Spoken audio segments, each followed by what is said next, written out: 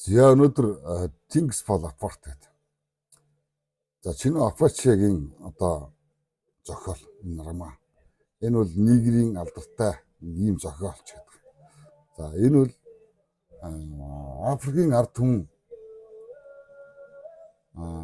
гадныхын эрхээс өмнө хэн байсан тухай сануулдаг, дараа нь хэн болсон тухай бас өгүүлдэг түүхэн гэж. Тэгээ одоо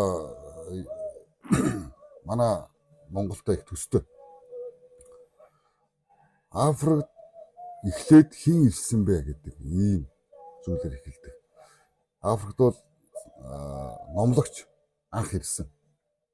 За ингэснээрээ тэнд иргэдийн дунд, нийгмийн дунд шинэ үзэл санаа бий болсон. Дараа нь шинэ ашиг сонирхол дэлгэрсэн. Харин дараа нь өөр соорондоо хуваагдж эхэлсэн. Эцэст нь гадны хүч орж ирэхэд нийгэм аль хэдийн задраад дууссан байдаг гэдэг тухай. Тэгээ Ачабигийн санааг одоо нэг өгүүлбэр багтааж хэлэх юм бол үндэстнийг гаднаас нь эзлэхээс өмнө дотроос нь буталдаг гэдэг. Нэг ийм. Энэ бол шашин ямар том колоничлогч болохыг өгүүлсэн, гэрчилсэн түүхэн армаа. Гэхдээ бас нотлогоо гэж байна. Сохроор альва одоо шашин одоо альва зүйлийг мухраар дагаж бишрэх нь өөрсдийгөө болон ирээдүйн одоо хойч үеэ хүртэл алдах ийм одоо харгас шийдвэр сонголтын өмнө очдгоо гэдэг. За ингээд үүнийг зүгээр Монголын 1990 оны үетэй ингээд харьцуулаад үзэх юм бол мэдээж шилжилтийн дараах ойлголтууд бол хувьчлал, өрсөлдөөн, зах зээл, гадаад хөрөнгө оруулалтын тухай ийм асуудал нийгэмд одоо бий болчихсон. Эдгээр нь бол муу зүйл биш л дээ. Тэгэхдээ Ачабигийн өнцгөөс харах юм бол шин тогтолцоон шилжихдээ бид өөрсдийн үнэт зүйлээ хадгалж үлдэж чадаагүй л гэж. За магадгүй одоо энэ зүйл бидэнд тохиолдож болно гэж. Ачабигийн үзэл санаагаар зүгээр би энэ оюу толгойн асуудлыг харж үзье гэж бодож байна. Тэгээ монголчууд энэ ордыг яг юу гэж хараад байна? Зүгээр нэг экспортын бүтээгдэхүүн юм уу? Эсвэл одоо үндэсний баялаг, магадгүй одоо ирээдүйн өмч юм уу? Аль нь тийм. Учир нь энэ норманы доторх хамгийн том эмгэнэл газар нутгаа алдсан явдал биш ээ гэж. Энэ газар нутаг ашиглалтын тухай юм биш. Яг уул нь тийм юм шиг болж биш гэж. Энэ бол тухайн үндэстэн өөрсдийн үнэлэмжээ алдах явдлыг хэлж байна. Өөрөөр хэлэх юм бол үндэстэн тухайн ард түмэн өөрсдийн колоничлох эрхийг өөрсдөө одоо олдмол итгэл үнэмшлээр өгч байгаа зүйл гэж. Тэгээд Африк, Монгол хоёр бол шашин шүтлгийн хөвчлөлт төстэй. За Монгол бол бөөмөргөлтэй, тэнгэр үзэл санаатай, байгаль ихтэйгээ инхийн гэрээ хийж амьдардаг ийм одоо ард түмэн. За гэтэл одоо Африк бол мэдээж бас бөөмөргөлтэй, за байгаль усаа шүтдэг, айдаг, тахдаг ийм одоо ард түмэн байсан гэж. Одоо бол өөр гэдэг. Тийм ойлголтын баг үлдээгүй шүү. За ингээд Арманы гол дүр бол Оконкво гэдэг. Хуучин ертөнцийг хамгаалахыг хүсдэг тийм нэгний тухай гэж. Тэр хүн бол одоо эмгэнэлтэй. Дэлхий өөрчлөгдөж байгааг ойлгоогүй. Нэг талаас.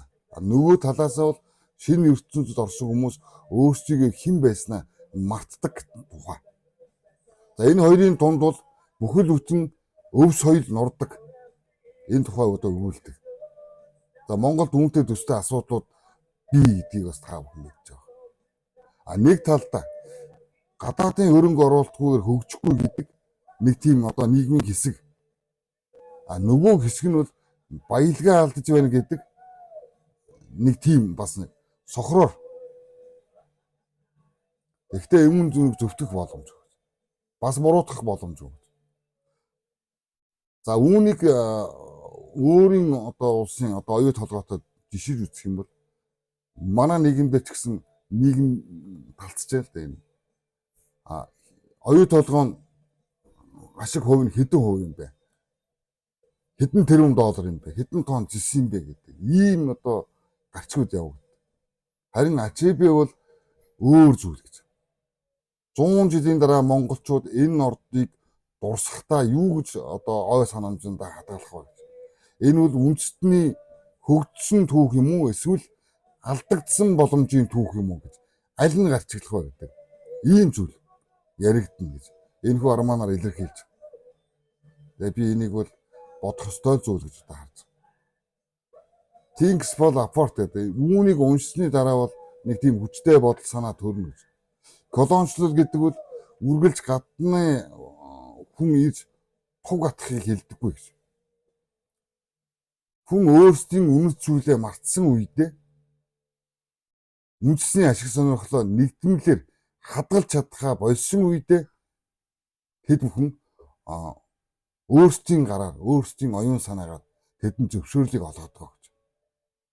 За энэ бол эдийн засгийн колоничлолын тухай, итгэл үнэмшлийн колоничлолын тухай, шашин ямар аимшигтай болох, үндэстэн өөрсдийн итгэл үнэмшил үн цэнээ алдах тухай.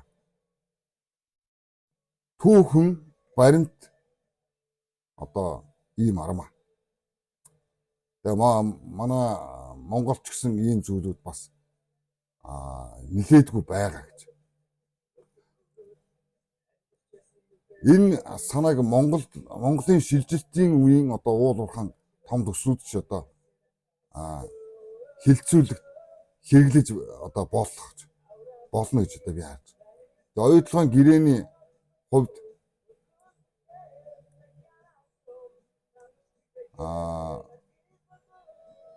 шууд нотлогоо гэж одоо ярих биш, харин үндэсний үнэт зүйл тусгай тогтнолын хөгжил хоёрын зөрчлийг тунгаах гүн ухааны тольч гэдэг юм. Ийм байдлаар одоо уншиж танилцж өөрсдийн одоо итгэл үнэмшилж гэдэг юм.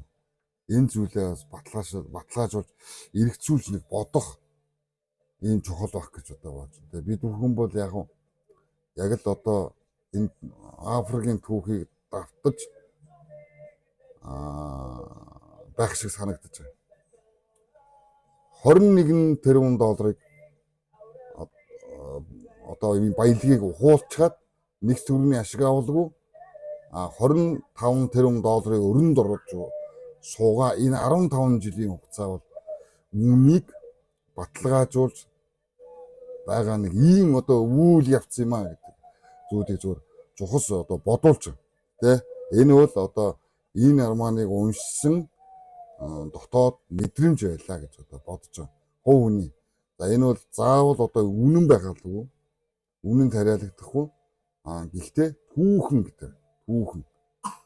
Ийм одоо бодолтуудтай ийм одоо арман байлаа гэж одоо бодож байна. Мэдээж энэхүү армануудыг бас онлайн дээрс уншиж болох юм аа.